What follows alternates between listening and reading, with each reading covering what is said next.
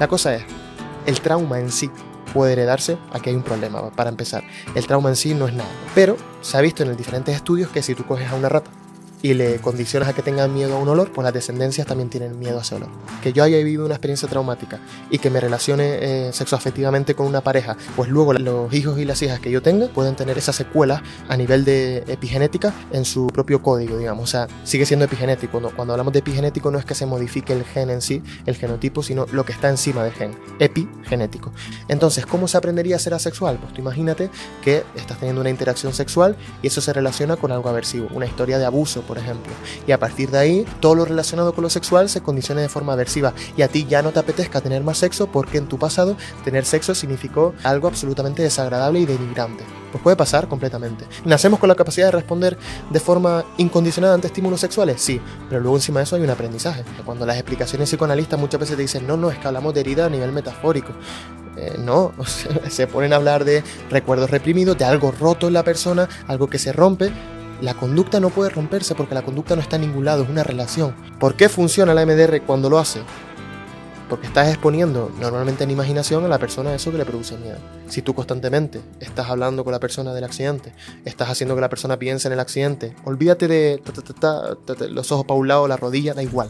Entonces, si tú constantemente expones a la persona eso, hay una ley del aprendizaje es un estimular que te dice que si tú expones constantemente ante la misma estimulación a la persona, puede subir la respuesta o bajar. En este caso, baja. La MDR parece también funcionar un poco como placebo. Entendamos placebo como que hay otras variables que están entrando en juego y que están ayudando a resolver el problema. Que un día se demuestra que la MDR funciona por lo que dicen que funciona. Yo vengo aquí, grabo otro podcast contigo, pido perdón y seguimos con la vida. Pero hasta entonces...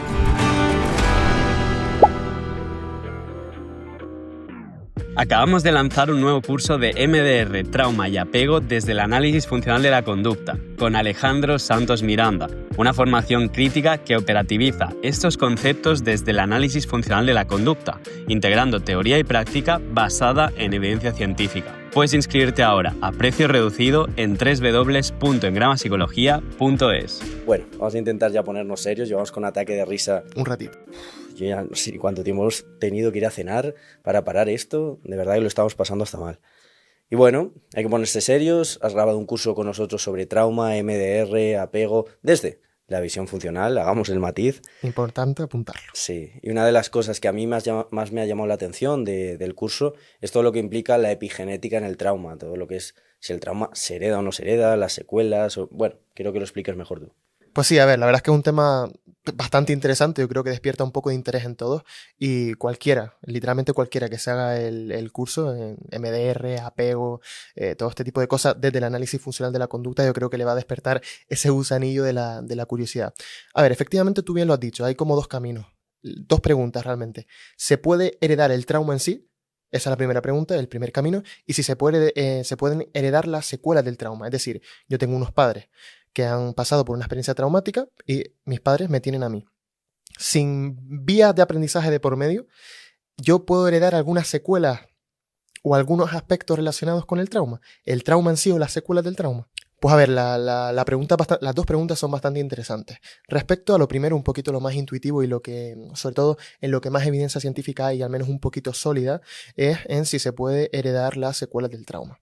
Así, para que el público un poco nos entienda, hay una serie de mecanismos epigenéticos como la metilación del promotor del ADN o la desacetilación de las histonas, que son una serie de procesos que tampoco vamos a entrar aquí en mucho detalle. En el curso lo tienen más detallado, un poco desde una visión funcional siempre, pero al final hay que entender también estos conceptos desde la epigenética, que de alguna manera entran en juego cuando una persona vive una experiencia emocionalmente significativa, un trauma.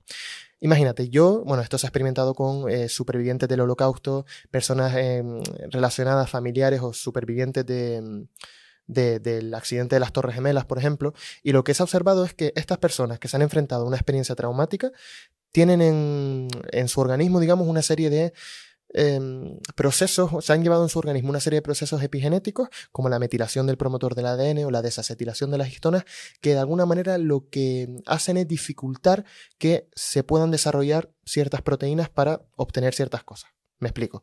Imagínate, yo he vivido el Holocausto, imagínate, y eso implica que yo, por haber vivido esa experiencia emocionalmente significativa, esa experiencia que etiquetamos como traumática, pues es probable que yo tenga metilaciones en diferentes regiones en el promotor del ADN, en diferentes células y demás, en diferentes zonas anatómicas, por ejemplo en el hipocampo o en la amígdala, lo que sea. Y al final yo tengo metilada el promotor del ADN y también tengo desacetilaciones por ahí. Eso lo que hace es impedir que se unan los factores de transcripción, es decir, esas como impresoras que van a copiar la cadena de ADN, para que me entiendas, y que van a permitir que se generen proteínas para desarrollar ciertos aspectos. Por ejemplo, si yo tenía un gen que me iba a permitir desarrollar una vez se fuese a su parte fenotípica, digamos, porque está el genotipo, el gen, la información que yo tengo, como todos los libros en una librería, y luego está el fenotipo, qué libros se leen, es decir, de toda esa información genética que yo tengo, cuál se acaba expresando, ¿ok? Yo puedo tener información genética para tener los ojos marrones, imagínate, pero se acabó expresando la de los ojos azules, para que me entiendas. Entonces, en el caso de la metilación, lo que hace es como ponerle una mantita al gen. Básicamente, para que un gen pueda desarrollarse y acabar en proteínas y que eso acabe en desarrollar diferentes aspectos, tiene que venir una cosa que vamos a llamar impresora, para que nos entendamos todos y que sea fácil, y que pase por el gen y haga y lo copie.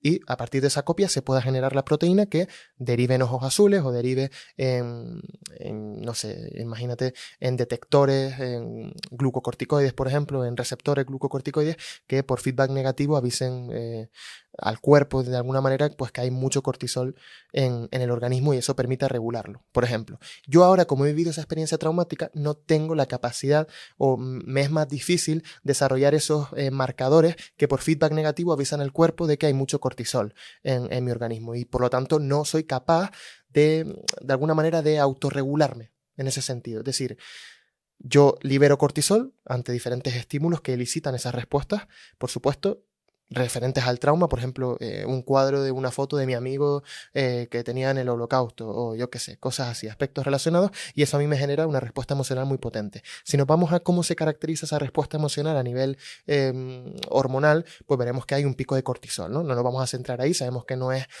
lo mega importante, lo importante es cómo se relaciona ese organismo con su ambiente, pero bueno, al final la respuesta de cortisol forma parte de esa relación también, desde un nivel de análisis inferior, pero es importante. Si nos fijamos concretamente en ese pico, en esa respuesta, veremos que en los organismos, digamos, que nos han tenido que enfrentar a ese tipo de experiencias, pues más o menos pueden autorregularse. Tiene matices, pero para que se entienda, de alguna manera con un feedback negativo. Es decir, el cuerpo detecta, hay unos marcadores que detectan que hay mucho cortisol en el organismo y de alguna manera consiguen, al detectar que hay mucho, reducirlo, ponerlo, digamos, en su orden basal, de alguna manera se regula, ¿no? Entonces, yo que he vivido esa experiencia traumática, se ha visto como no soy capaz, o al menos no tengo tanta probabilidad de generar esos marcadores que me permitan reducir el cortisol, ¿ok? Para que se entienda. O sea, no es que el cortisol como que ¿cómo se llama? Se altere o se modifique solo por sí mismo. Evidentemente es un organismo vivo que está en una interacción constante con un contexto, pero sí que se ha visto que hay unos marcadores que permiten que el cortisol pueda llegar a regularse, es decir, que esas respuestas de estrés puedan dejar de ser tan intensas a lo largo del tiempo, por ejemplo, y que son importantes. Entonces, si yo he vivido una experiencia traumática, yo voy a tener una serie de cambios epigenéticos, como la metilación del promotor del ADN, que no me van a permitir desarrollar esos marcadores que por feedback negativo van a avisar al cuerpo de que hay mucho cortisol. Entonces voy a tener problemas en general como variable disposicional, es decir, variables que van a alterar la probabilidad de que se formen ciertas contingencias o alterar el valor de cada uno de los elementos de esa contingencia, pues variables disposicionales que van a ser más probable que yo responda de forma estresada ante diferentes estresores, ¿no? Estímulos condicionados. Entonces, ante un estímulo condicionado, yo voy a responder de una manera mucho más estresada porque al tener metilado el promotor del ADN, no soy capaz de generar esos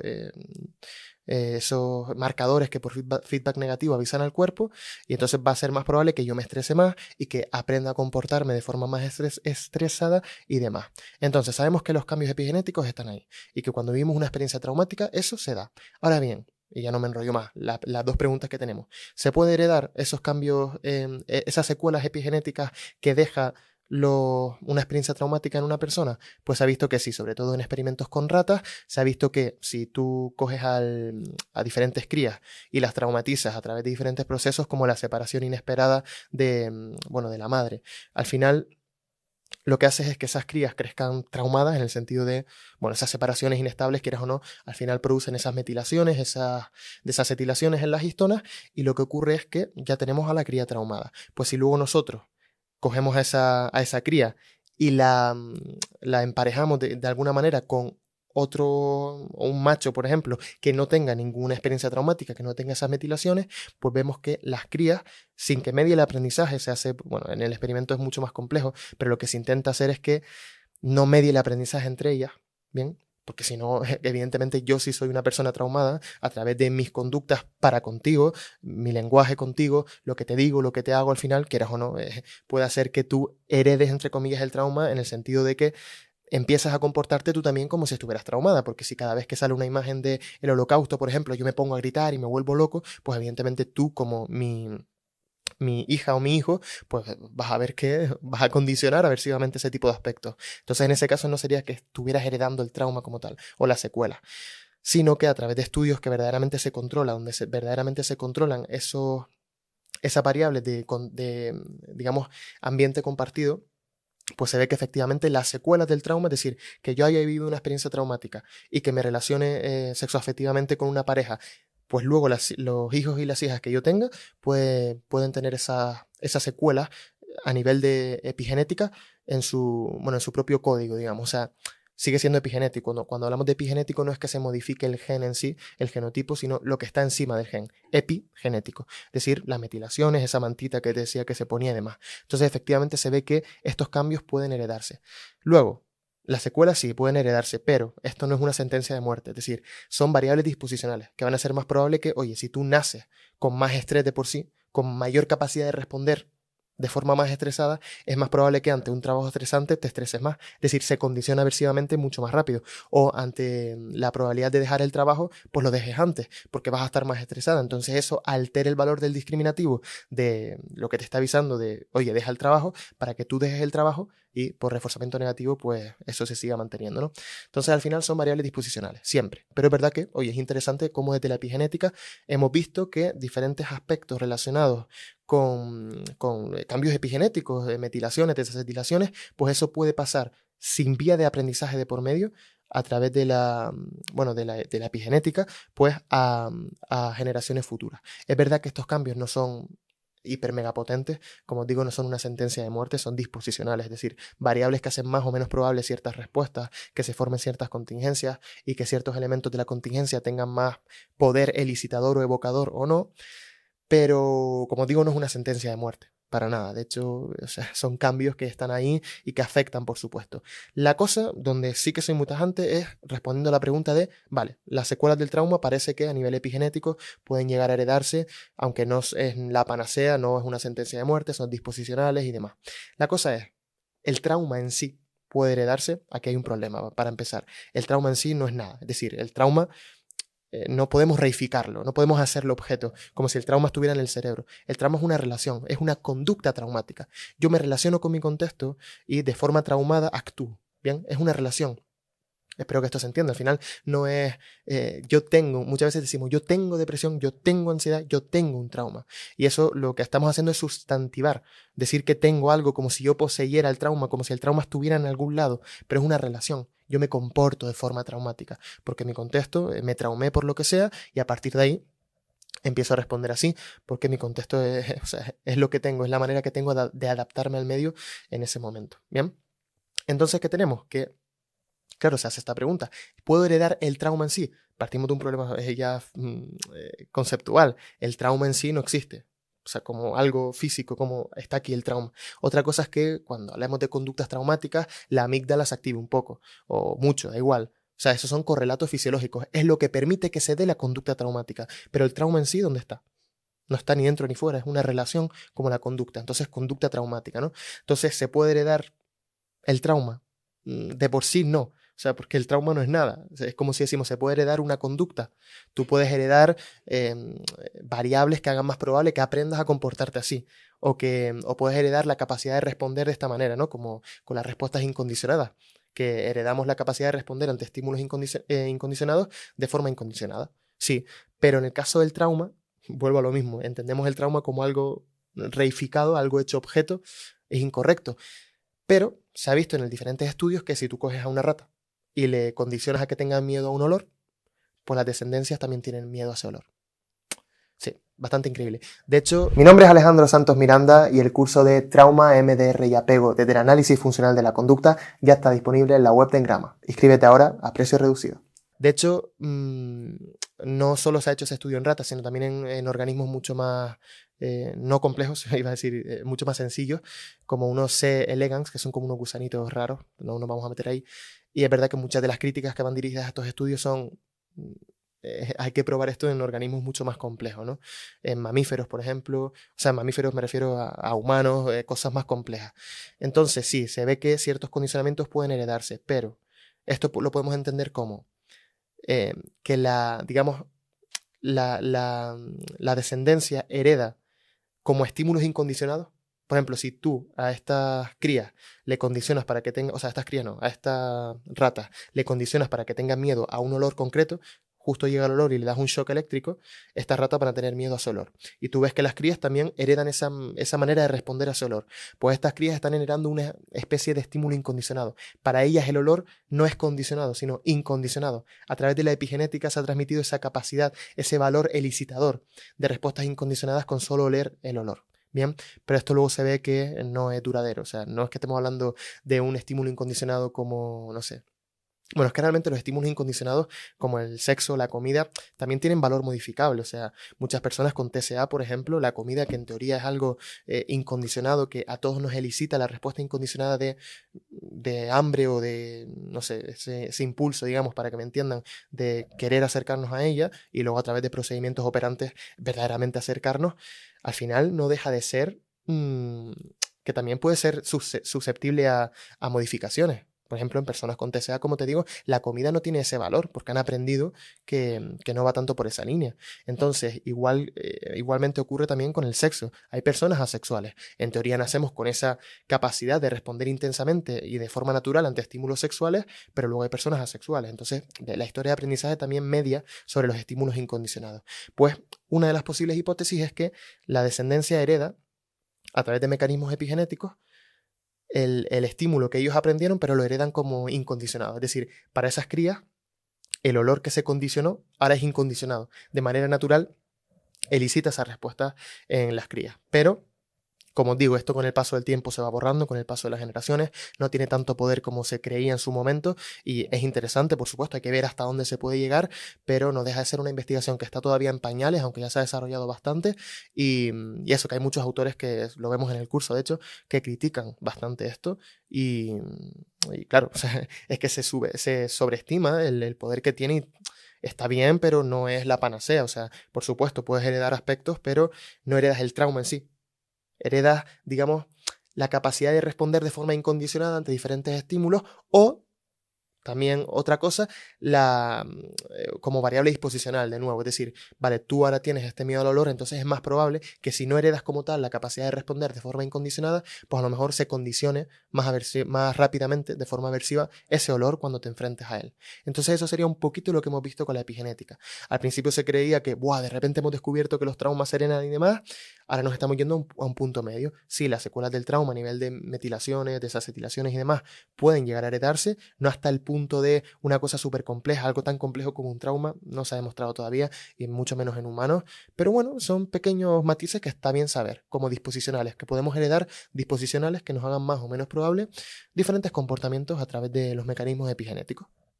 Bueno, nos has contado un poco todo al respecto de la epigenética, pero a mí me apetece desviarme un momento y que hablemos de lo que has comentado de la sexualidad, de si se aprende o no se aprende.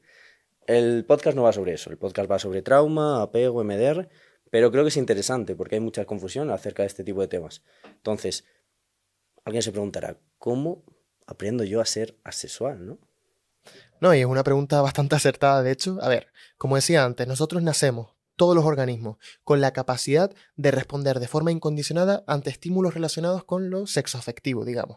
Caricias, no sé, orgasmos. Bueno, orgasmo sería la respuesta, me refiero a interacciones sexuales. O sea, todos estímulos relacionados con lo sexual, cuerpos, por ejemplo, relacionados con la desnudez, todo ese tipo de aspectos parece que tienen cierto valor elicitador de forma incondicionada, es decir, de forma natural en todos los organismos. Pero, aunque sean estímulos incondicionados, luego esos estímulos condicionados pueden someterse a aprendizaje, aunque parezca contraintuitivo, igual que lo decía antes con la comida. La comida, a todo el mundo tiene ese valor elicitador de, oye, esto es importante porque ha sido relevante para sobrevivir, entonces de forma incondicionada la comida es capaz de elicitar diferentes respuestas, pero con el paso del tiempo es verdad que este tipo de aspectos se pueden sobreaprender. Se pueden aprender otro tipo de relaciones. Se pueden empezar a condicionar o contracondicionar esos estímulos incondicionados. Como ocurre, como te digo, con las personas que desgraciadamente pues, se comportan de forma dentro de la etiqueta de TCA, ¿no? Trastorno de la conducta alimentaria. Pero siguiendo un poco con tu pregunta relacionado con los estímulos sexuales. Sí, ser asexual se aprende. Por supuesto, hay variables, se pueden heredar variables. Puede haber también cambios epigenéticos que hagan de variables disposicionales para facilitar este tipo de comportamientos. Por ejemplo, si yo ya de por sí nazco con menos testosterona, por ejemplo, imagínate, pues quizás es más probable que ante los diferentes estímulos sexuales yo no responda tan intensamente o no se condicione tan fácilmente algo con diferentes estímulos sexuales, ¿ok? Es decir, son variables que de alguna manera pueden alterar el valor, es como lo veíamos con la epigenética, son variables disposicionales al fin de cuentas. No es una sentencia, pero son cosas que están ahí que predisponen un poco a diferentes conductas. Predisposición es la palabra. Entonces, ¿cómo se aprendería a ser asexual? Pues tú imagínate que estás teniendo una interacción sexual y eso se relaciona con algo aversivo, una historia de abuso, por ejemplo. Y a partir de ahí, tu historia de aprendizaje da un poco el pie a que todo lo relacionado con lo sexual se condicione de forma aversiva y a ti ya no te apetezca tener más sexo porque en tu pasado tener sexo significó algo absolutamente desagradable y denigrante. Pues puede pasar completamente. De repente la persona ya no solo es que no sienta deseo sexual, que los hay, sino que también rechazan completamente y de forma directa cualquier estímulo relacionado con lo sexual. ¿Nacemos con la capacidad de responder de forma incondicionada ante estímulos sexuales? Sí, pero luego encima de eso hay un aprendizaje. Empezamos a aprender que a lo mejor lo sexual a nosotros no nos va tanto porque se empieza a asociar con cosas aversivas, historias de abuso, o que simplemente muchas veces hay personas que relatan que no saben cómo, pero nunca les ha interesado lo relacionado con la sexualidad. Pues puede haber, evidentemente, unas variables disposicionales, diferentes niveles de hormonas, bla, bla, bla, todo eso que hemos hablado, pero no se olviden que tiene que haber un aprendizaje que justifique esos comportamientos. Uno no nace ya no me gusta el sexo o sí me gusta el sexo. No, hay una historia de aprendizaje, unas leyes del aprendizaje que están un poco sustentando eso. Lo que se ha visto es que de normal nacemos con la capacidad, casi todos los organismos, hay casos concretos seguro, pero en términos generales, nacemos con la capacidad de responder de forma incondicionada ante estímulos sexuales, de forma natural. Pero luego con el aprendizaje pues podemos empezar a asociar eso con aspectos que no nos gusten y empezar a desarrollar esa asexualidad que llamamos. Pues ahora sí vamos a redirigir, vamos a encauzar y ahora sí vamos a seguir hablando sobre trauma, MDR y demás.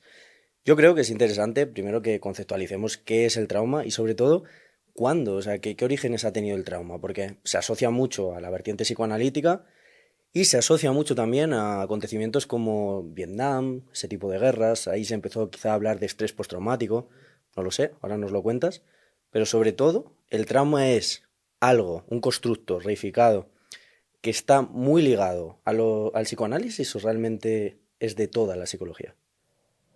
No sé si te acuerdas cuando lo vimos en el curso, pero ¿recuerdas qué significaba etimológicamente trauma? Sí, me acuerdo, sí. Herida.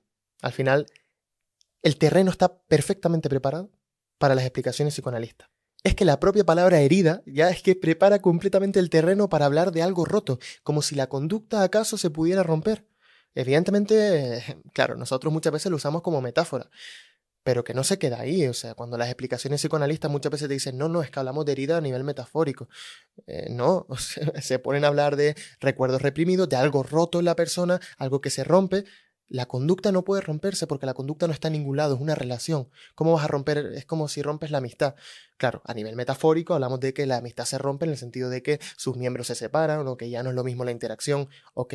Pero la amistad en sí, como concepto, no se puede romper porque la amistad no está en ningún lado. La amistad es la relación, igual que el amor no se puede romper, como diría Rocío Jurado. Se nos rompió el amor.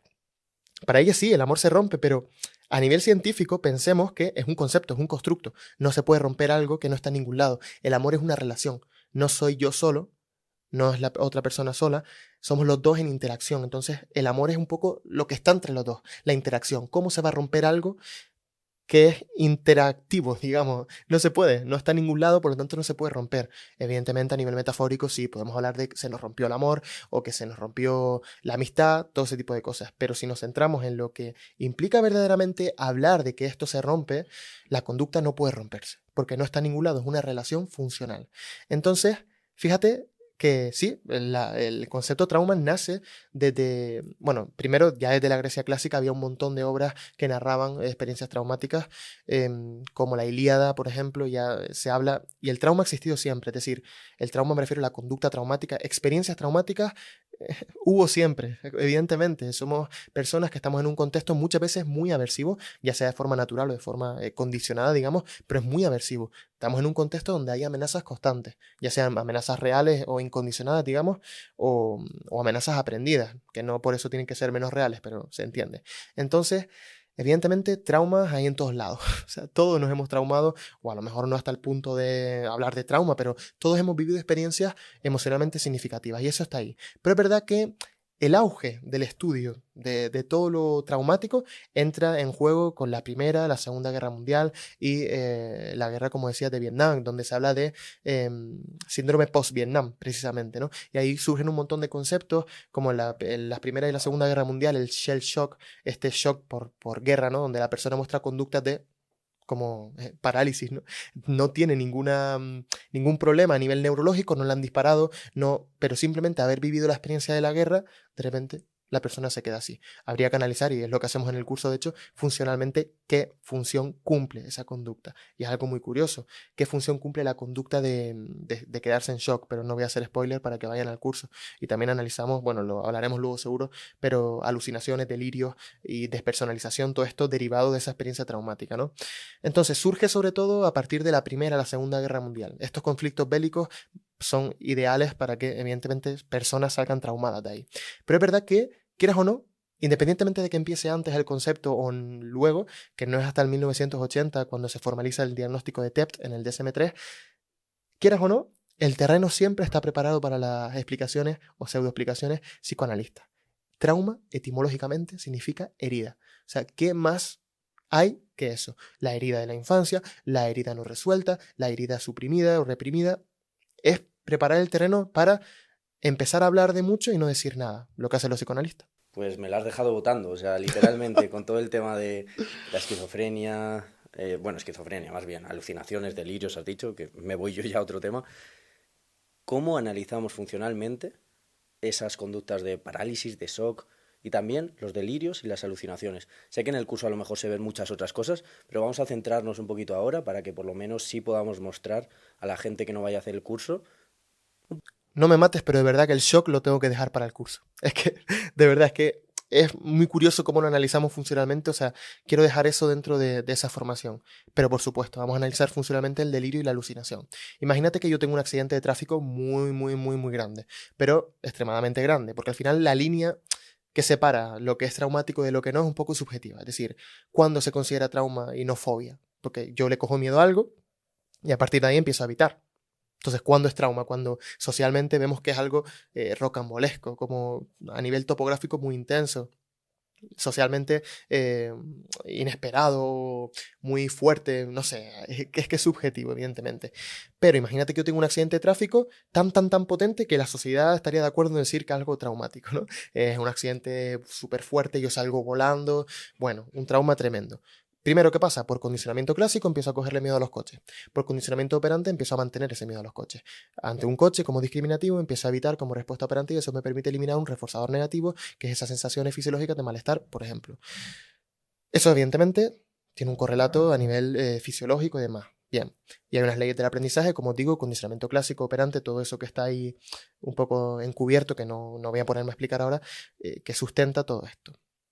Entonces, claro, yo, como intento de adaptación al medio, después de haber vivido esa experiencia absolutamente horrorosa, yo puedo empezar a pensar entramos ya dentro de delirio, porque el delirio es un pensamiento, y como buen pensamiento hablamos de respuesta operante siempre, porque no puede ser una respuesta condicionada. Ya sabemos que en el condicionamiento clásico no se aprenden nuevas respuestas, sino que se aprenden nuevas asociaciones. Por lo tanto, aprender nuevas respuestas, como pensar, que no nacemos sabiendo pensar, pues evidentemente entra dentro del campo de las operantes, ¿no?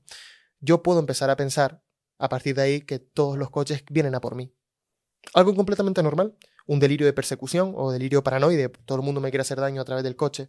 Es normal que yo tenga esos delirios, porque al final la función que cumple estar todo el rato rumiando que los demás me quieren hacer daño es permitirme a mí estar alerta. Y al estar alerta, reduzco la incertidumbre de ¿y si me vuelve a pasar el accidente que tuve? Entonces se mantiene por reforzamiento negativo y también por reforzamiento positivo, porque accedo a un reforzador positivo, que es esa sensación que tactamos como sensación de control, ¿no?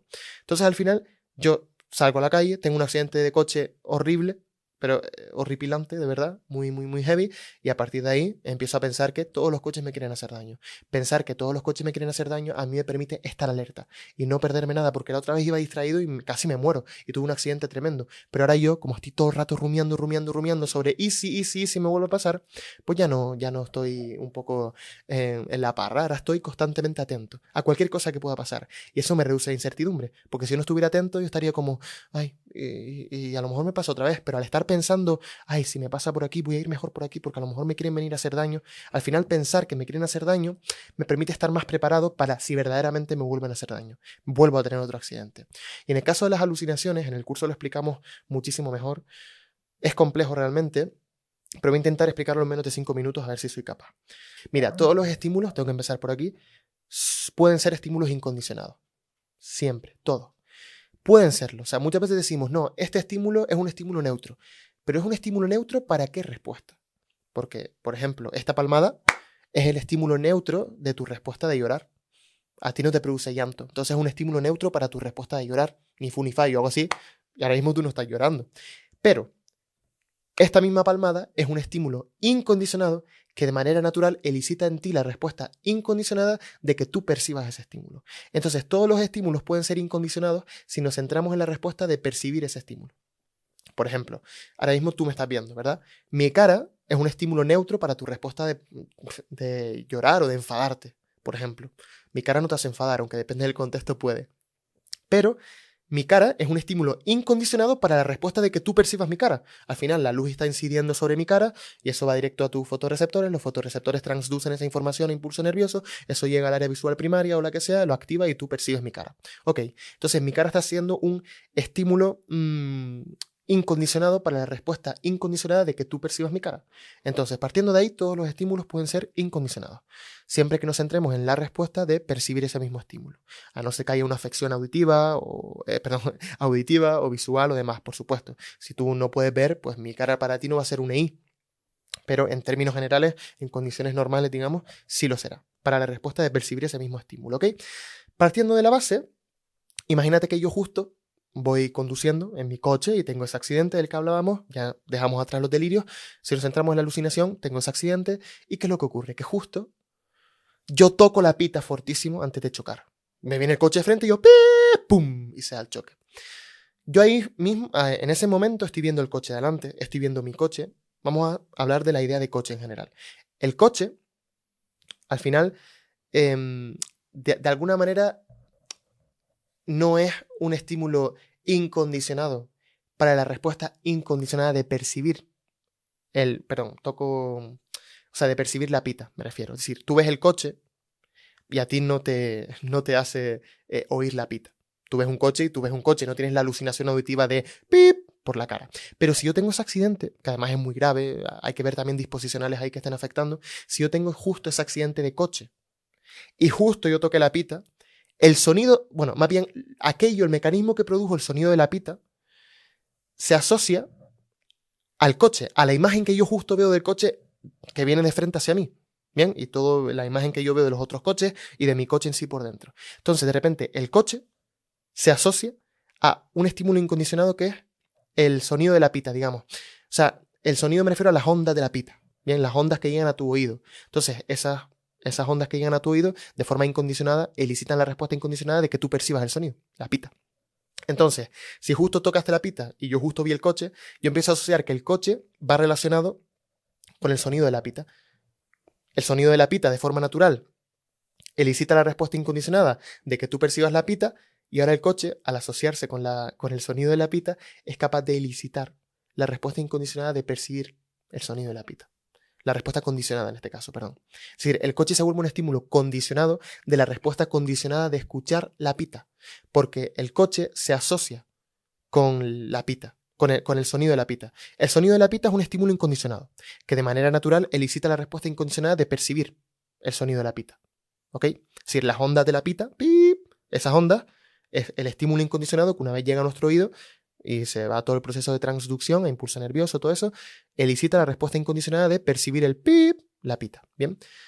El coche justo, que yo veo cuando viene de frente y pum, de repente oigo la pita, el coche se asocia a la pita, al sonido de la pita, a las ondas, digamos, para que me entiendas. Entonces, si las ondas, el sonido de la pita es capaz de producir la respuesta incondicionada en mí de percibir la pita, ahora el coche, digamos que a nivel neuronal, está conectado con la pita, para que me entiendas. Entonces ahora cada vez que yo veo un coche, la respuesta condicionada de escuchar la pita se da, porque se ha creado esa asociación. Y así un poco como aprendemos a tener conductas alucinatorias y delirantes. Es un poco complejo.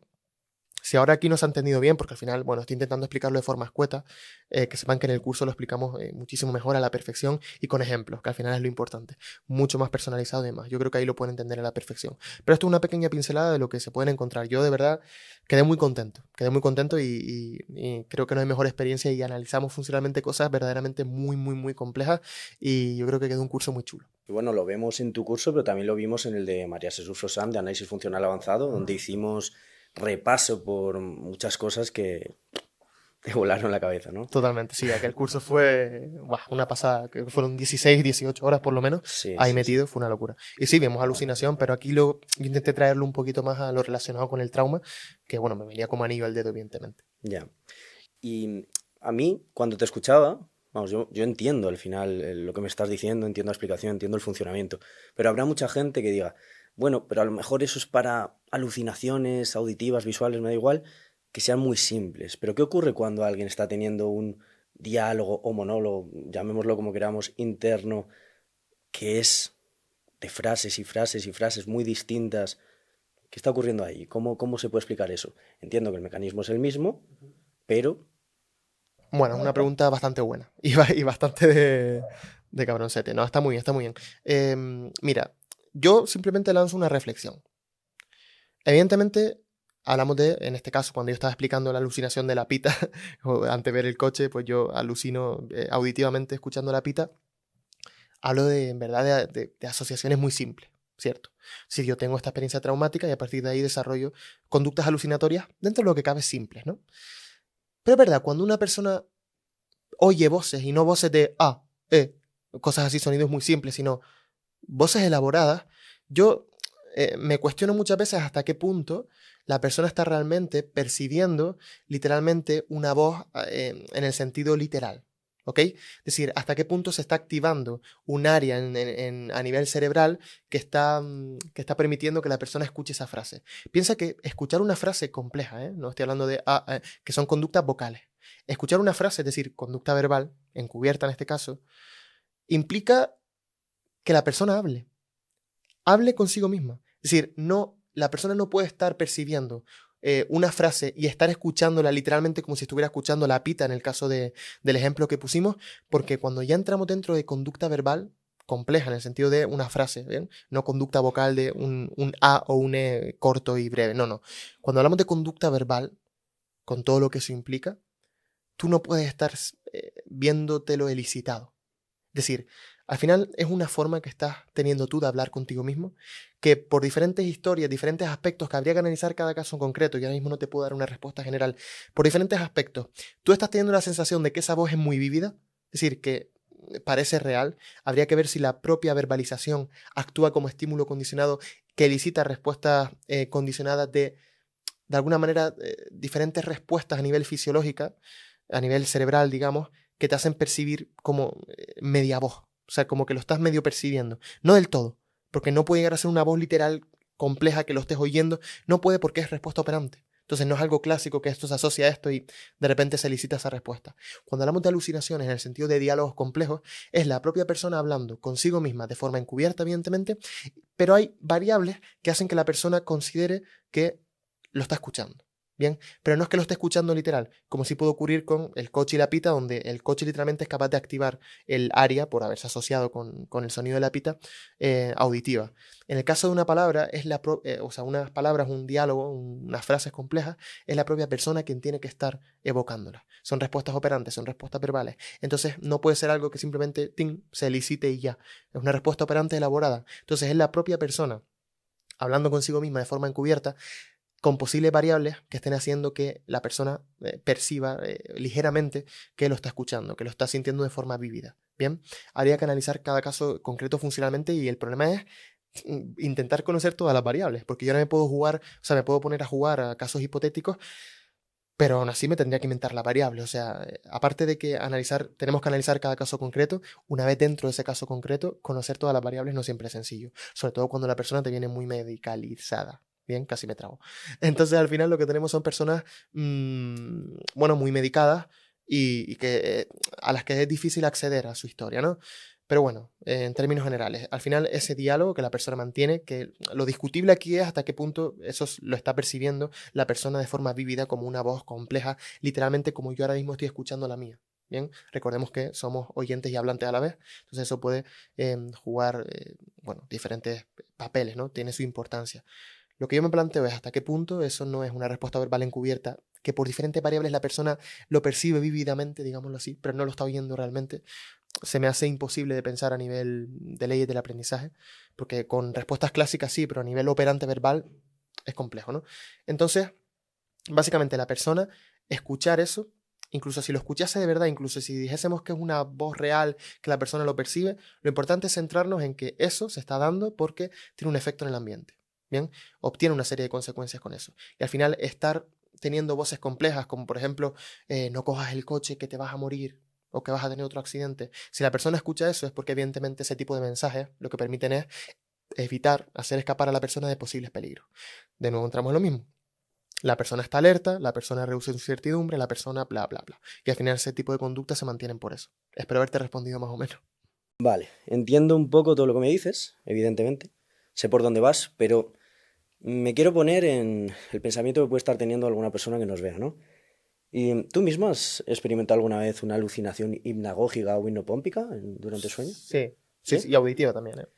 ¿Qué sensación tenías tú ahí? O sea, Vívido, vívido, ¿no? sí, sí, real.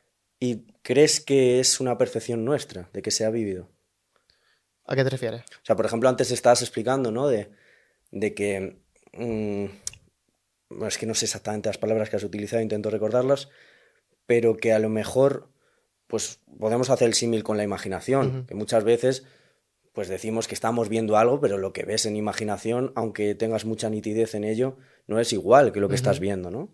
Pues estabas diciendo tú lo mismo Sí, sobre el... sí, sí, sí. Sí, ¿no? Sí, sobre las operantes verbales de el diálogo interno de una propia persona que no es... O sea, se me hace difícil pensar que la propia persona está literalmente percibiendo una voz en diálogo complejo. Evidentemente puede haber variables que hagan sentir a la persona algo más vívido, pero se me hace imposible pensarlo. ¿Crees? Evidentemente hay mucha controversia en estos temas, muchísima. Siempre que hablamos de esquizofrenia, de delirios, de alucinaciones, se nos echan al cuello, porque parece que cuando hablas de que todo esto se puede condicionar, se puede aprender, Lo subestimamos, ¿no? Ya. estás subestimando, estás denostando al otro, Ujú.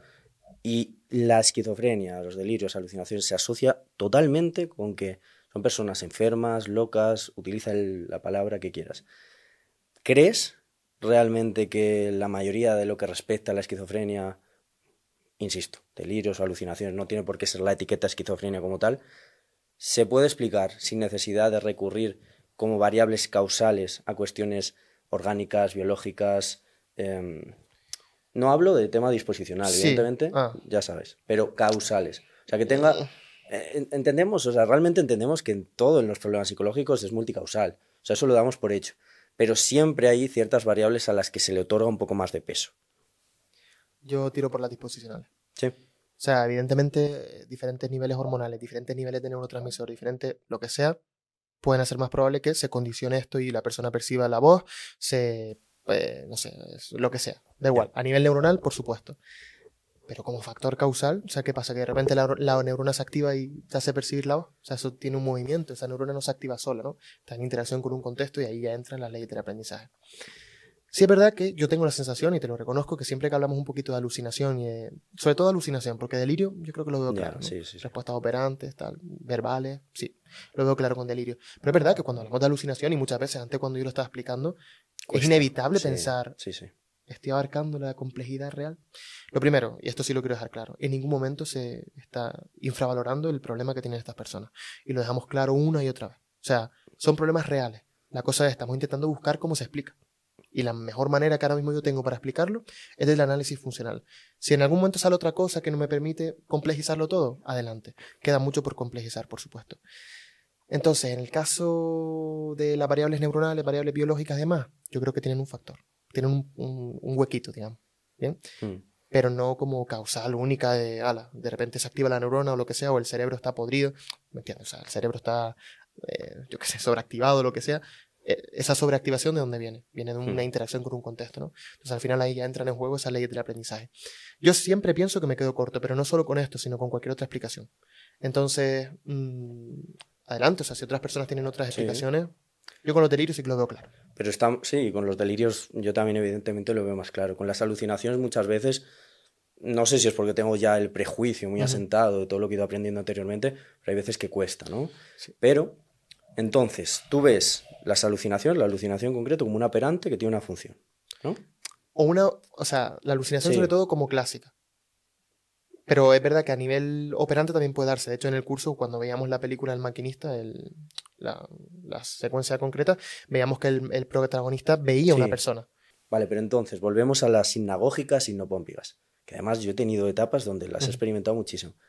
Claro, muchas personas o muchos autores relacionan lo que está ocurriendo en esas alucinaciones que están en medio de la vigilia y el sueño, y las alucinaciones que tienen personas que presentan a lo mejor esos cuadros de esquizofrenia, ¿no? ¿Qué estaría ocurriendo si para ti, digamos que probablemente no sea lo mismo, entiendo? ¿Qué estaría ocurriendo en las hipnagógicas o hipnopómpicas? A ver, o sea, no nos podemos olvidar del factor fundamental, digamos, de las ondas cerebrales en ese momento, para que me entiendas. Es decir, todo ese estado cerebral ya sea la transición de sueño-vigilia o de vigilia-sueño, o sea, es un factor que de alguna manera permite, igual que cuando soñamos, estamos viviéndolo como en una realidad, pero con leyes distintas, ¿no? Estamos en el sueño, pero no nos estamos riendo bajo las mismas leyes de la realidad, no las mismas leyes del aprendizaje, no voy por ahí, sino las leyes de la realidad. O sea, en el sueño puedes volar, ahí la gravedad no existe, ¿no? Entonces, es verdad que para mí hay una disposicional tan grande ahí, que es el hecho de las ondas cerebrales que están en ese momento, el estado del cuerpo, el estado del cerebro a la hora de dormir y despertarse, que ir a explicar por qué yo tengo una alucinación concreta cuando me despierto o tengo una alucinación concreta cuando me estoy durmiendo, se hace casi que imposible. Y además, yo lo he percibido, yo me acuerdo una vez que me iba a dormir y parece coña, y notaba como un perro, o sea, vi un perro se me subía encima y me iba a morder. O sea, justo cuando me iba a dormir. Y me despierto y digo, ¿qué acaba de pasar? No sabía si era medio sueño ya o qué. No lo sé explicar, honestamente. Pero es que tampoco no puedo conocer las variables que están jugando ahí. Yo creo que si las conociera, algo me podría acercar a explicarlo. Porque tiene que estar explicado por algo. Sí, obviamente. La cosa es... En mi caso, la mayoría han sido auditivas. O sea, ha sido de hecho, cosas que estaban sucediendo más o menos en la realidad. O sea, la realidad, entiéndeme, evidentemente esto es la realidad. Pero yo estaba como cayendo al sueño, y a lo mejor estaban sucediendo cosas a mi alrededor, y de algún modo, estímulos de ahí se extrapolaron, se magnificaron.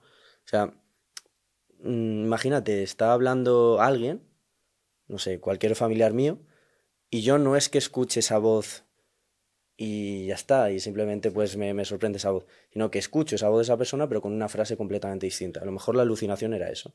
Y evidentemente podemos ver ahí un poco... ¿Y cómo lo explicamos? Es que tendría que conocer todas tus variables, porque es que es imposible. Y claro, como no puedo acceder a tus variables, tampoco sé hasta qué punto se podría explicar si las conociera. Entonces, ahora mismo hay un montón de alucinaciones que parece que sí se pueden explicar por condicionamiento clásico, como el ejemplo este que puse de la pita y los ejemplos que pusimos en el curso. Pero es verdad que si nos vamos a aspectos completos, honestamente, ni idea. Es verdad, o sea, nos vamos ya a áreas donde primero no conocemos todas las variables que están entrando en juego, ni la historia de aprendizaje, nada, y que, claro, como no las conocemos, no podemos saber si conociéndolas podríamos explicarlo. No lo sé. Bueno, No lo sé. Pero es verdad que hay una disposición enorme sí, con el tema del sueño. de todos sin modos, duda. vamos a indagar más en esto y hacemos algún vídeo pronto para nuestros canales. Muy bien. Volvemos un poco a lo del trauma, que por todo esto ha Nos empezado, fuimos, ¿no? nos fuimos. Sí. Bueno, el trauma en el curso lo podemos ver desde diferentes enfoques. Lo vemos desde el psicoanálisis, lo vemos desde el humanismo, lo vemos desde la terapia de conducta, el análisis funcional. Entonces, quiero que empecemos por el psicoanálisis, luego el humanismo y luego ya vamos a rescatar de nuevo la visión funcional y seguimos por ahí, ¿vale? Venga. Mira, el psicoanálisis, y lo vimos en el curso y nos reímos bastante porque explicaciones vacías, ya sabes, con todo respeto, bueno, y sin respeto también. El problema que tiene el psicoanálisis a la hora de explicar el trauma, explicar entre comillas, y no solo el trauma, sino cualquier otro aspecto, es ese hincapié constante en aludir a algo profundo, a algo roto, a algo reprimido. Es decir, constantemente hablan de una herida psíquica no integrada. O sea, es que nunca te explican qué es no integrada, qué es que no se ha hecho la conexión neuronal, no entiendo. No integrada, ¿qué significa? Por ejemplo, cuando hablan, yo siempre que un psicoanalista habla de represión, yo lo traduzco a evitación. Es decir, yo reprimo esto en el sentido de que cada vez que me encuentro con esto, hago cosas para evitar y no Ya. enfrentarme a ese estímulo. Pero, Entonces, perdona que te dime. corte, porque de no integrada, yo por ejemplo cuando hacía el vídeo de MDR, creo que más o menos sí puedo entender a qué se están refiriendo, ¿no? O sea, no integrada desde esas visiones, incluso no psicoanalíticas meramente, sino también neurocognitivas, hay alguna explicación, que vela mucho por la idea, vamos a decirlo llanamente, de que lo que ocurre con esa experiencia traumática es que se ha quedado como en esa parte más emocional y no ha pasado durante el sueño, que es cuando suele ocurrir, a la parte más racional, ¿no? Como que no se ha integrado ahí. Ese tipo de explicaciones son las que se solían dar. Cuando yo he estado leyendo muchas tentativas de explicación, muchas hipótesis sobre todo el tema de la MDR, aparte de otras hipótesis que iban más en la línea de memoria de trabajo, que luego de todos modos nos metemos con la MDR, cuando se referían a es que el trauma es una experiencia enquistada en lo emocional, no integrada, era eso, era básicamente eso. ¿Pero ¿y qué están explicando con eso? Ya es un poco mezcla de lenguaje oscurantista, a Total. veces poesía, Ya.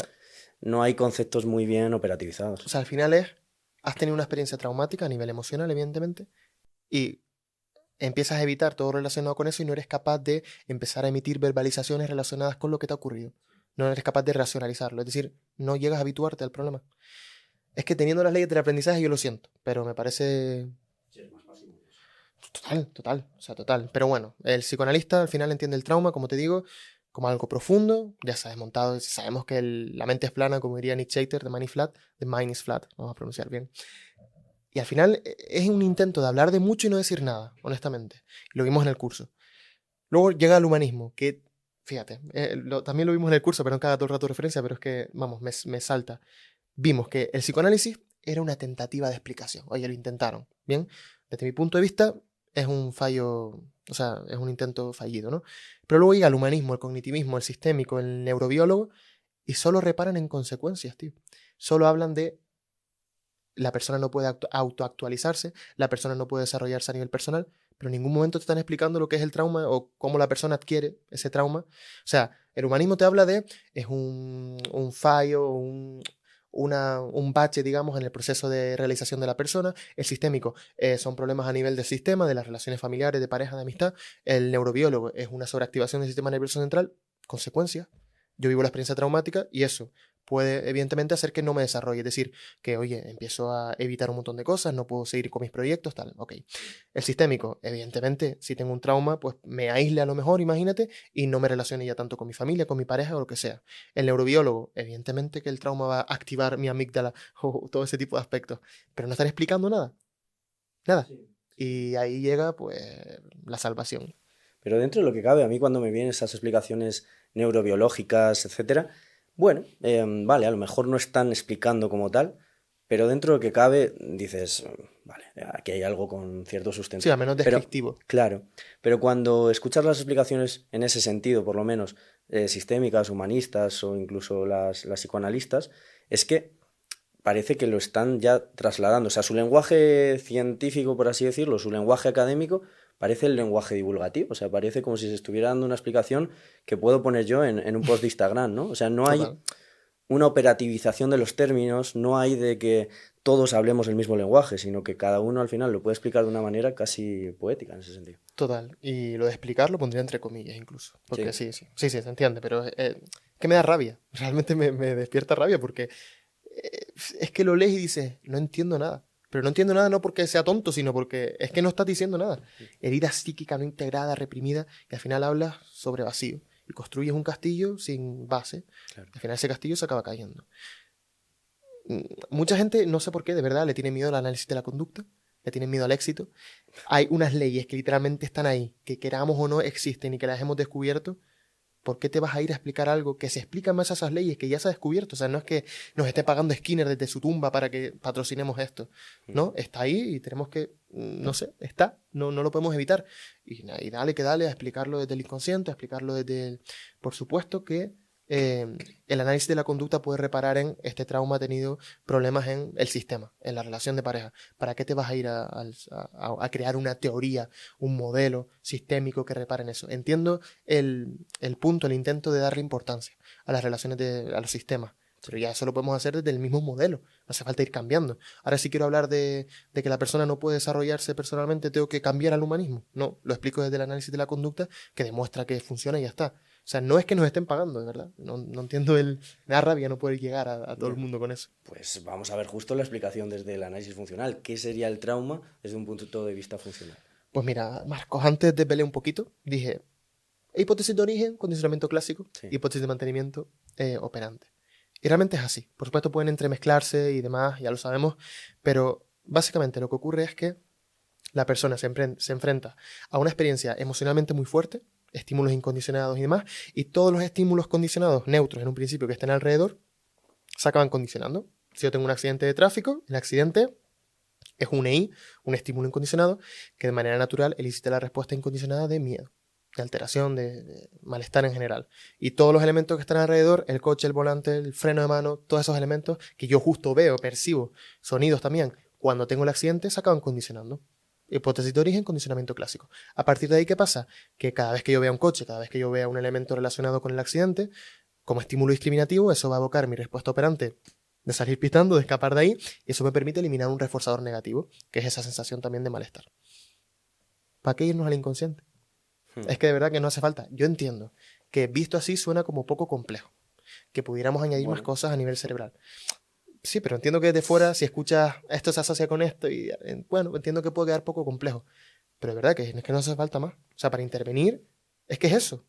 Sí, pero que al final que haya este tipo de explicaciones le resta esa especialidad al ser humano, Ya, ¿no? ya. Igual que cuando Ese analizas misticismo. funcionalmente el amor, ¿no? Claro, Que se te también. cae. Pero Sí. es que es así, ¿qué hago? Sí. Entonces, la intervención, bueno, efectivamente se puede dar desde diferentes enfoques. El psicoanalítico, pues seguramente es el que más está hablando normalmente de trauma, pero vamos a centrarnos en el enfoque que nosotros utilizamos, ¿no? Por el que abogamos. ¿Cómo se interviene en trauma, entre comillas, desde el análisis funcional? Exposición. Así. Fin del podcast. Nada, evidentemente es más complejo. También por parte del terapeuta tiene que haber cierto moldeamiento verbal, pero literalmente en el curso hablamos de exposición con prevención de respuesta, EPR, donde poco a poco se crea una pirámide, una escala, donde poco a poco vas exponiendo a la persona a que se vaya enfrentando pasito a pasito a esos estímulos que se han condicionado, y luego moldeamiento verbal por parte del terapeuta de ir cambiando muchos pensamientos que están relacionados con el trauma. Si yo tuve una experiencia traumática en el coche, es probable que piense, me va a volver a pasar. No voy a subir en un coche más porque me va a volver a pasar. Entonces el terapeuta tiene que ir reforzando aproximaciones sucesivas hacia un pensamiento más proterapéutico.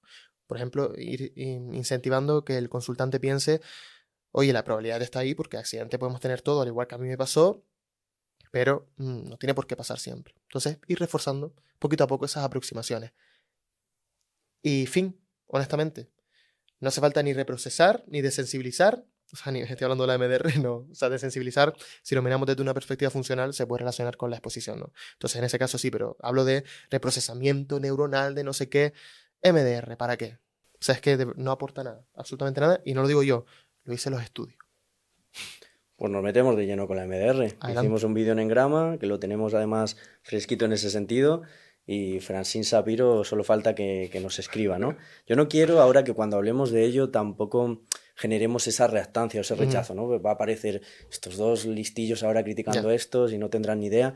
No, vamos a ser, digamos, objetivos. Nosotros mismos, cuando estuvimos haciendo ese vídeo, cuando analizamos la evidencia, es cierto que hay mucha evidencia que te puede de algún modo dar a entender que la estimulación bilateral, que los movimientos oculares, para que la gente nos entienda, que no conozca la MDR, pues sí pueden tener como un factor significativo, ¿no? Pero también hay luego otros muchos que a lo mejor te dicen que si yo estoy haciendo así, más o menos prácticamente ocurre lo mismo. Te topas con otros que te dicen, no, tiene mucho más énfasis si lo haces de una manera visual, esas tareas, digamos, alternativas que estás haciendo junto a la exposición. La conclusión es que evidencia hay de todo y que no hay una evidencia por ahora significativa, ¿no? Y podemos concluir que quizá el factor de exposición, de sensibilización sistemática, etcétera, tenga más peso que los movimientos oculares, ¿no? Totalmente. De hecho, la MDR son los padres.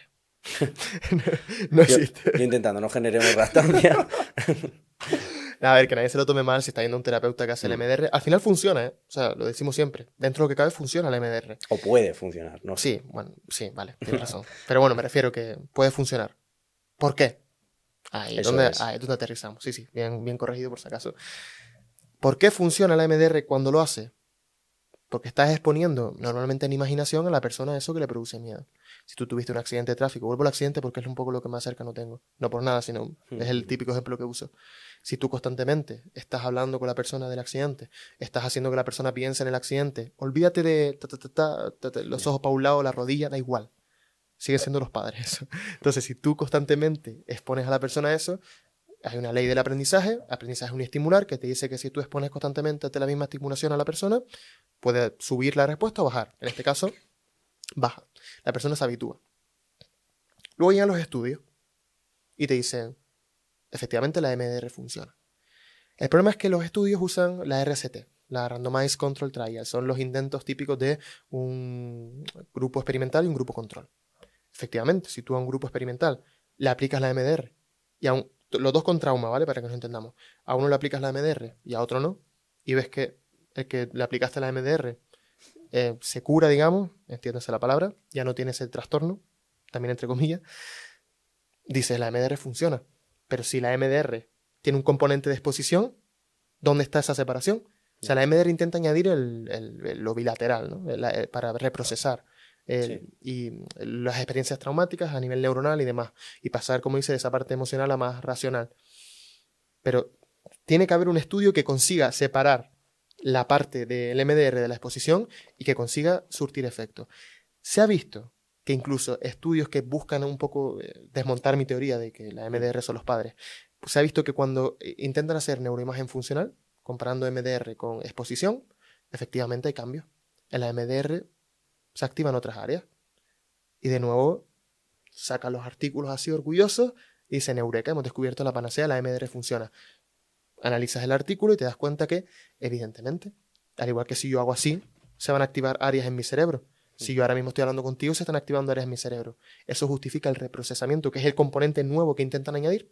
No, si tú comparas una MDR con una exposición, probablemente lo que veas es que se activan áreas visuales, porque estás haciendo la sincronización con los ojos, áreas de tacto, por ejemplo, si estás haciendo tapping en las rodillas, y eso lo usan como un argumento de la terapia MDR funciona, por lo que dice que funciona. No te engañes, o sea, no pasa nada, la vida es así, pero no hace falta crear nuevas terapias para ganar dinero, no hace falta. De hecho es curioso porque la R de MDR, el reprocesamiento, se incluyó después, ¿no? O sea, que la terapia empezó con MD, ¿no? Y a mí es que con estos temas, más allá de discutir si funciona o no funciona, es que volvemos a lo mismo, es que a lo mejor el debate de la eficacia de las terapias no se debe centrar meramente en, vale, pues esta terapia ha funcionado, ya, pero ¿por qué ha funcionado? O sea, a lo mejor ha habido una remisión espontánea, ha habido muchas variables contextuales que han afectado a la persona y que han hecho que cambie. Es muy difícil que ahí aísles totalmente el efecto que ha tenido el terapeuta. Por lo tanto, a lo mejor lo que hay que hacer es intentar hallar esos mecanismos, que en este caso para nosotros seguramente sean los principios de aprendizaje, ¿no? Y que eso sí sea una base muy sólida sobre la que construir terapias, que luego a lo mejor tú no puedes saber exactamente por qué está funcionando, pero si sabes que tienes una base sólida detrás, una base teórica, pues te vas a acercar mucho más al Sí, éxito ya, terapéutico. si le quieres añadir purpurina, perfecto, pero la base, efectivamente, como dices, es la misma. Y otra cosa que quería decir, o sea, es cierto, y ya lo dice Marino Pérez en Ciencias de Neurociencia en Psicología y Psiquiatría, la MDR parece también funcionar un poco como placebo. Entendamos placebo como que hay otras variables que están entrando en juego y que están ayudando a resolver el problema. Hay una especie de ritual. Es decir, Sí, hay un ritual. La persona y el terapeuta y el consultante están inmersos en un ritual.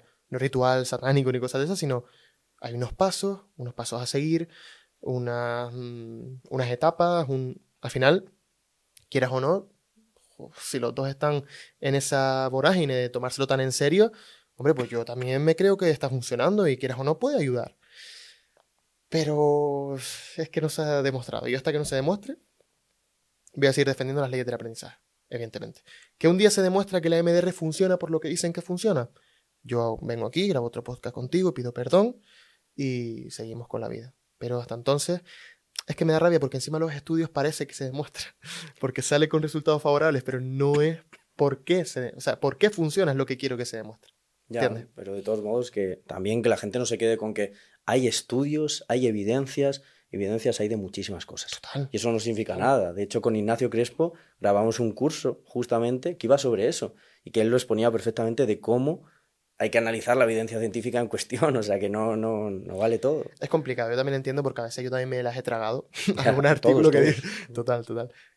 Algún artículo que he dicho sea fatal y me lo como y digo, bueno, luego me di cuenta de que he hecho el ridículo. Pero bueno, hay que tener cierto pensamiento crítico para al menos cribar algunas y, yo qué sé, tragarte solo el 10%, no el 100%, ¿no? Pero lo importante, y sobre todo lo digo para los consultantes, las personas que sean consultantes, pacientes, para que me entiendan, de terapeutas MDR. Claro, al final este tipo de mensajes, porque yo aquí vengo, suelto la chapa y al final me hago un poco el gracioso también, pero hay personas que están en la casa detrás de la pantalla que escuchan esto y a lo mejor dicen, joder, tiene que ser chocante que de repente venga un tío aquí random a decir que la MDR no funciona por lo que dice que funciona. Y tú como paciente, como consultante de MDR, siempre, o sea, intento hacerlo con el respeto, pero que se entienda sobre todo que al final es que este debate para mí no va dirigido a personas consultantes, ¿sabes? Porque Ya. son las dañadas, a fin de cuentas, son un poco las víctimas de esto. Es como si hablamos de sectas y de repente le pones el podcast a personas que están dentro de una secta, al final, ¿entiendes? No estoy hablando o sea, no estoy comparando la MDR con una secta, sino un ejemplo.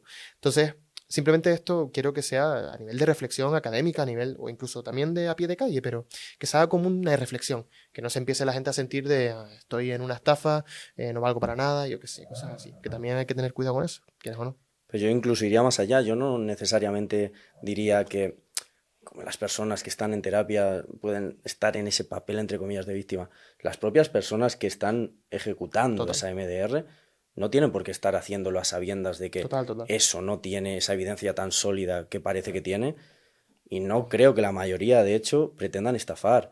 Y a mí me da miedo a veces tratar ese tema porque puede parecer que nosotros, por estar criticando esto, por estar cuestionándolo, pues vamos en contra de toda esa gente, y ni muchísimo menos. Yo no creo que la mayoría de esa gente quiera Ya. lucrarse a toda costa del sufrimiento ajeno y llenar sus consultas con un método que no tiene por qué ser tan riguroso. Yo animo a toda esa gente, todos esos profesionales que están con esos otros enfoques, a que analicen quizá esa evidencia de una manera más minuciosa Ujú. y también que se acerquen a otros enfoques, como pueda ser análisis funcional de la conducta, que no es que sea la panacea, No. que puede tener lagunas, que puede tener algunas cosas más, sí, cuestionables, pero que por lo menos se asienta sobre el tema de los principios de aprendizaje, que es una de las cosas que en psicología, sin ningún lugar a dudas, es más firme, ¿no? Más sólido que el iceberg del Claro, Titanic. entonces, no hay otra. pues esa gente puede realmente, a lo mejor incluso haber estado equivocados, como todos Sí. hemos estado equivocados en tantas cosas, Total.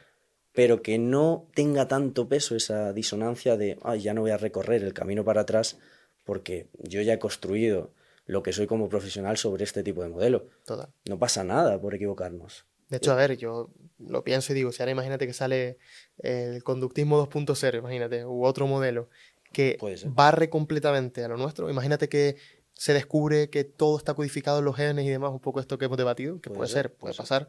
A ver, la disonancia es fuerte. sea, a mí me pega una chocada, me levanta para el aire. O sea, literalmente me chocaría muchísimo. Pero yo creo, tendría que verme la situación. Yo creo que sería capaz de adaptarme al nuevo modelo. Habría que verse, porque a ver, si de repente me dices que lo de las leyes del aprendizaje era una farsa, que no creo, no tiene pinta, porque ya está demostrado, o sea, está ahí. Y de repente todo estaba codificado en los genes, por ejemplo, tiene que ser duro. Tiene que ser duro y lo comparo un poco con que tú trabajes con MDR porque tu contexto te ha llevado a ello y de repente venga yo aquí a vacilar un poco diciendo que no. No es... o sea, es disonante, evidentemente.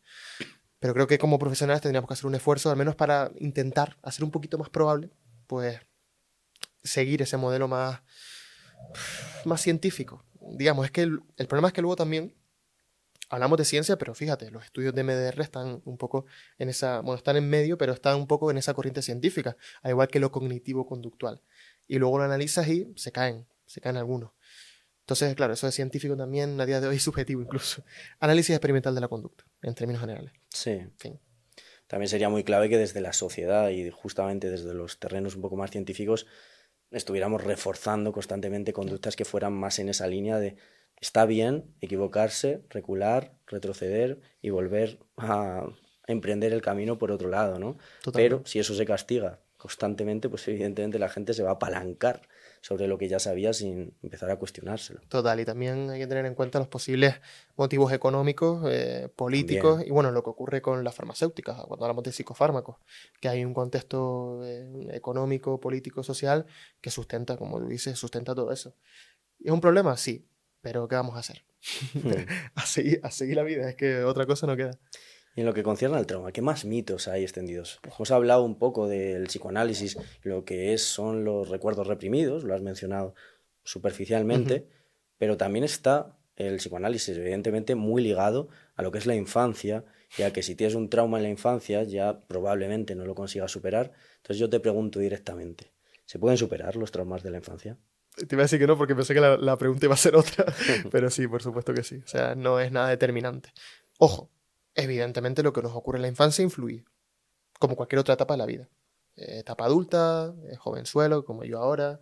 A ti ya se te pasó hace tiempo, pero no pasa nada. Eso es broma. Pero sí, evidentemente influye. Joder, ¿cómo voy a decir que no? Pero no es determinante, por Dios. Igual que el apego. Muchas veces se dice que la manera que aprendiste de relacionarte con tus padres ya va a determinar o al menos va a influir casi a un 100% en la manera que te relacionas luego con las figuras adultas, ¿no? Y además es que dentro de esa relación con las figuras adultas, o figuras iguales, digamos, te relacionas distinto con este, con este, con este, con este y con este. O sea que eso del apego también es un constructo mal usado, yo creo. Sí. Pero justo con lo que dices del trauma en la infancia, por supuesto, si tú tienes una experiencia traumática en la infancia, un abuso, una violación, que desgraciadamente ocurre, eso te marca, evidentemente, te marca, pero no como algo de, fin, ya está. Como cuando le ponen a los animales un sello ardiente, digamos, no sé cómo explicarlo. No, o sea, tienes una marquita, sí, es que marquita también se malinterpreta. Tienes una experiencia, has tenido un Sí. aprendizaje. Eso te va a condicionar probablemente a nuevos aprendizajes, pero no es que te quedes ahí, por Dios. O sea, y no es que también tu niño de la infancia esté traumado por dentro. Dentro no hay nada, solo hay órganos. Sí, sí, no hay un niño interior y esa impronta que te deja la experiencia pasada depende, ¿no? Nos quedamos entonces con la palabra, que lo hemos repetido también en muchos episodios, y cuesta que no se malinterprete, pero nos quedamos con la palabra determinante. Es decir, la infancia u otros momentos de la vida puede marcar mucho, puede influir mucho, y hay a personas que le influye mucho, pero hay a otras que por lo que sea, porque a lo mejor experimentan diferentes cambios contextuales, por lo que sea, da igual, o porque se acaban exponiendo antes, pero no tiene por qué ser para ellos, di la palabra. Determinante. Eso es. Total, influye pero no determina, por supuesto. O sea, sí, sí, vamos. Y yo te recuerdo cuando en el curso de miedo, fobias y la ansiedad Sí. hablaba de que veía novelas con mi abuela y que eso me trababa muchísimo y un poco facilitó la hipocondria. Eso a mí me marcó y fíjate tú, era una tontería ver novelas con mi abuela ahí, gente muriéndose, cosas raras. Claro, me marca, evidentemente, pero no es... ya está, y no puedes hacer nada, viviste esto. Y ojo, lo mío no fue traumático, evidentemente, pero una experiencia traumática, realmente traumática, que de nuevo es lo que hablaba antes, o sea, qué es traumático y qué no. Es subjetivo un poco. O sea, realmente cuando la sociedad ve algo tan heavy Ya. que dice, vale, lo tacto, lo etiqueto como traumático. Pero vamos a suponer algo muy traumático. Cualquier cosa. Te marca, evidentemente, te influye, pero no te determina. Eres mucho más que esa experiencia que viviste. Y a partir de ahí puedes empezar a construir. Con terapia MDR o no, no me voy a meter ahí tampoco. Hmm. Ya lo hablamos antes. Pero puedes salir de ahí. Puedes salir de ahí, por supuesto. Afortunadamente, es que si no, imagínate cómo evolucionamos. Nos quedamos estancados y nos morimos y ya está. No, hay que seguir viviendo e interactuando con el contexto. Es que está muy consagrada la idea, tanto en lo que es el contexto de la terapia, el malestar psicológico, etcétera, como en la sociedad en sí, la importancia del pasado, ¿no? Y desde el análisis funcional se hace mucho hincapié todo el rato en que el pasado no tiene por qué ser tan relevante en el sentido de que, evidentemente, lo que tú eres a día de hoy es por ese pasado, es por todas las experiencias que has Total. cosechado. Pero si un problema se mantiene en el presente, es porque está siendo reforzado, por ejemplo, en el presente. Total. Y vale, tenemos el lenguaje, ¿no?, que puede hacer el pasado o el futuro presente, tú puedes anticipar o tú puedes estar rumiando sobre el pasado, pero si queremos intervenir, tendremos que centrarnos en el presente. Lo único que hay, efectivamente. O sea, bueno, creemos, ¿no? A lo mejor. hombre, si nos ponemos a filosofar, Claro. quizás sacamos conclusiones diferentes, pero a priori, esto es presente, ya, Sí. y ya lo demás no, y lo otro no ha llegado. Entonces, solo existe el presente, al menos considero yo. Y es donde evidentemente tenemos que hacer terapia. Mucha gente, cuando le dices esto de la terapia es presente, ya piensa que estamos diciendo que lo que ocurrió en el pasado no importa. Obvio sí. Pero es presente en el sentido de que si tú tuviste un problema en el pasado, si te está afectando ahora es porque es presente, en el sentido de, como tú dices, esas variables están ahí, presentes, ahora, en el momento actual. No puede venir algo del pasado a decirte, tic, tic, tic. No, eso es presente. Que tú lo recuerdes es presente, aunque tú hayas vivido esa experiencia en el pasado, ¿bien? Entonces muchas veces la gente se piensa que tú básicamente estás diciendo que la terapia no tiene en cuenta el pasado ni las predicciones del futuro. No, claro que sí. O sea, el lenguaje Sí. está un poco entretejiendo todo eso. Pero la terapia es presente, efectivamente. O sea, lo hacemos ahora. Todas las variables. Tu problema es ahora. Que venga del pasado, ok, se explica por un pasado, pero el problema es ahora. Y hay que tratarlo ahora, no atrás. Como curar, de nuevo volvemos, curar ese niño interior, curar esa herida de la infancia, todo lo que sea. Eso ya pasó. Centrémonos ahora, teniendo en cuenta ese pasado, que por supuesto a veces pulveriza incluso, duele mucho, pero centrémonos en el presente, las condiciones presentes que están manteniendo ese problema. Yo creo que otro de los problemas con eso es que a la gente incluso, a lo mejor nos podemos incluir ahí cuando hemos ido a terapia y estamos frente a la persona, nos está escuchando, nos gusta muchísimo el poder hablar del pasado y rebozarnos en ello, pero claro, la persona terapeuta experta en conducta a lo mejor tiene que entender que lo que está sucediendo ahí no es necesariamente terapéutico en sí, sino que a lo mejor la persona está rumiando e, insisto, rebozándose sobre algo que, bueno, no le está viniendo bien y no se está exponiendo realmente, sino que sigue y sigue y sigue en esa rumia. Totalmente. Muchas veces lo vemos en conductas relacionadas con duelo, que la persona se recuerda, digamos, en ese pasado y emite constantemente verbalizaciones de, ay, mi tío, por ejemplo, mi tío, como lo quería, lo bueno que era, ta, ta, ta, ta, ta. Evidentemente eso tiene la función de un poco recordarlo, en el sentido de tenerlo más cerca de lo que está. Sí, no terminar de soltar, ¿no? Exactamente, al final nunca te acabas exponiendo al malestar que te genera saber que tu tío desgraciadamente ya no está. Es que hay cosas tan complejas, de verdad. O sea, las conductas pueden ser tanto funcionalmente hablando como topográficamente hablando tan distintas entre sí, que yo veo completamente normal que salgan terapias como la MDR. Porque la gente no se llega a comprender, no llegamos a calar que el análisis funcional ya un poco lo explica todo, y perdón que suene pretencioso, pero se entiende, ¿no? O sea, explica bastante, digamos. Y al final, pues, se intentan crear formas nuevas de abordar problemas cuando ya la forma ya estaba hecha. Es complicado, ¿no? Igual que las terapias de tercera generación, que a mí me encantan porque son un intento de volver un poco a los orígenes, pero al final, a veces, no siempre, a veces se pierde un poquito la esencia del análisis de la conducta, ¿no? Pero bueno, hay que abogar por, oye, un nuevo lavado de cara puede estar bien, pero nunca olvidemos la base, que es lo que han hecho las terapias de tercera generación, que por ese lado está de locos, porque vuelven un poco al origen, aunque luego para mí se tergiversan en algunos puntos. Perfecto, pues yo creo que ahora lo importante del podcast, que es, ¿tú tienes traumas, Alejandro? Sí.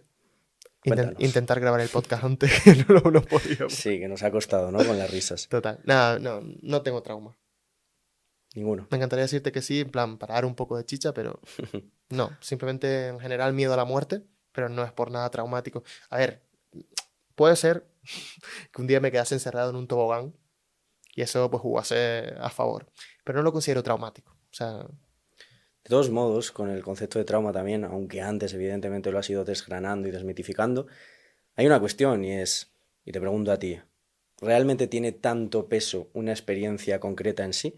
Que digamos, tú mismo has dicho, yo tengo claro que cuando yo veía determinadas novelas con mi abuela, a partir de ahí se empezaron a forjar X aprendizajes. Sí. No puede ser que tú ya vinieras funcionando de una manera determinada en el mundo y eso, pues bueno, puede ser una experiencia que tú destaques más, que tenga más saliencia para ti, pero que realmente forma parte del mismo recorrido que tú has ido teniendo, o que bien, a partir de ahí, vale, esa experiencia un poco más saliente ha hecho que tú funciones en el mundo, que tú te intentes adaptar al mundo de una manera concreta, y todo eso, esa forma de funcionar posterior, sí es lo que ha ido forjando el problema psicológico y no meramente un suceso aislado, ¿no? No tengo absolutamente nada que aportar, o sea, totalmente, puede pasar. Sí, sí, yo de hecho ya venía funcionando un poco de esa manera hipocondriaca, constantemente conductas de revisión, de comprobación de si me estoy muriendo o no, y al final hay gotas que colman el vaso, digamos. Ya cuando ves en la novela que se muere un montón de gente, trágico todo, dices, hey, a lo mejor yo también me estoy muriendo, ¿no? Y al final eso es lo que acaba un poco acarreando, o sea, ya vienes acarreando todos esos aprendizajes, pero hay un momento álgido, digamos, un punto álgido que dices, aquí, a partir de aquí ya las cosas se empiezan a torcer un poquito más. Pero sí, por supuesto, ya traemos maneras de funcionar en el mundo normalmente. Claro. Y luego es cuando vivimos esa experiencia traumática que ya sí que ya para marcarlo, vamos. Pero sí, o sea, me suscribo a cada una de las letras de todo lo que has dicho. Completamente. Pues genial, Alejandro, yo te agradezco un montón, me ha encantado tanto el curso que hicimos como el podcast en general y el rato que hemos ido compartiendo todos estos días. Te agradezco mucho, te agradecemos desde Engrama que hayas venido a la capital del reino, a Segovia. Desde Canarias, directo. Y simplemente la cámara para ti, quiero que te dirijas a toda la gente que nos escuche y fundamentalmente les digas qué más pueden aprender en este curso que has hecho con nosotros, cosas que no hayamos tratado ahora. ¿Y por qué crees que realmente puede ser relevante tanto para personas curiosas de la psicología como para incluso profesionales que puedan estar incluso consolidados dentro del panorama? Gracias a ti por invitarme. Y nada, ahora me dijo a mi querido público, nada, que no hayamos tratado aquí, o sea, aquí hemos hablado un poquito de todo, la verdad. Pero aparte de que vamos a complejizar muchísimo más en el curso lo que hablamos de las alucinaciones, lo que hablamos de los delirios, vamos a ver también la despersonalización y la desrealización. Muchas veces estas personas sienten como que esta disociación, ¿no? Vamos a analizar funcionalmente eso. Vamos a analizar también por qué muchas veces las personas bloquean esos recuerdos, por qué los reprimen, operativizados, y también por qué tienen pesadillas. Es decir, todo desde el análisis funcional. Y luego también veremos una parte de intervención desde los psicofármacos, que creo que es muy interesante ver cómo ciertos fármacos pueden tener efecto a la hora de resolver este problema. Efecto, no solución, ya lo sabemos. Marco, gracias. Público, gracias. Nos vemos pronto. Nos vemos pronto, Alejandro. Gracias a ti. Vamos a ver qué es el trauma. Para los psicoanalistas y otras posturas estamos hablando lamentablemente de herida. De herida como si la conducta se pudiera dañar. Pero en ningún momento se está explicando por qué cogemos, entre comillas, el trauma. ¿Por qué empezamos a mostrar conductas traumáticas? Constantemente están reparando en lo que ocurre después de haber adquirido o de haberse enfrentado a esa experiencia emocionalmente significativa. El humanismo se dificulta el desarrollo personal, la autorrealización, la autoactualización. De nuevo, consecuencia. El sistémico altera los sistemas, la relación personal, de pareja, de amistad. De nuevo, consecuencia. El neurobiólogo, alteración del sistema nervioso. De nuevo, consecuencia. ¿Cuáles son las causas del trauma? Pues aquí llega nuestro amigo Skinner. Normalmente, en las conductas traumáticas, el hecho de que tú pienses y revivas constantemente el trauma te prepara para cualquier situación nueva que pueda estar relacionada con la conducta traumática.